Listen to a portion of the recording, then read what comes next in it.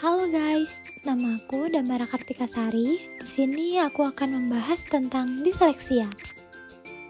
Dalam proses pembelajaran di sekolah, pasti ada beberapa kendala yang dimiliki oleh peserta didik, sehingga tidak dapat mencapai hasil belajar sebagaimana yang diharapkan. Masalah gangguan belajar ini seringkali ditemukan, diantaranya yaitu gangguan kesulitan membaca. Segala bentuk kesulitan yang berhubungan dengan kata-kata, seperti kesulitan membaca, memahami kata-kata, mengeja, dan membedakan huruf, dapat disebut juga dengan disleksia. Menurut Asosiasi Disleksia Internasional, disleksia merupakan ketidakmampuan belajar khusus yang berasal dari neurologis. Ini ditandai dengan masalah dalam decoding dan ejaan serta masalah keakuratan dan kefasihan dalam mengenali kata-kata tertulis.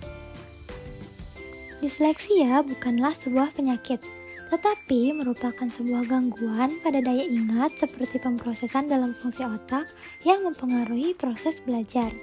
Ini dapat diamati saat anak mengalami kesulitan dalam mengeja dan kesulitan membedakan huruf yang memiliki bentuk yang sama, seperti B, D, P, Q, W, M, N, U, dan lain-lain.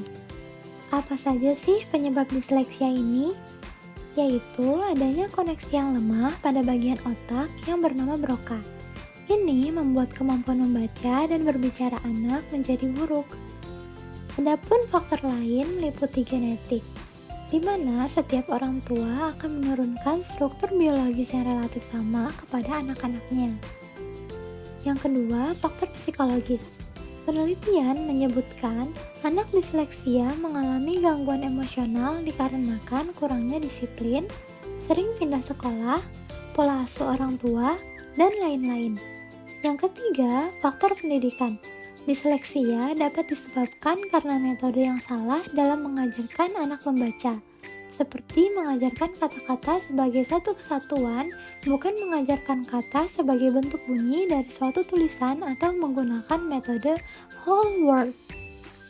Setelah menjelaskan apa itu disleksia, aku akan menjelaskan tentang bagaimana sih cara penanganan anak disleksia. Terdapat berbagai macam penanganan yang dapat dilakukan untuk mengatasi kesulitan belajar pada anak disleksia.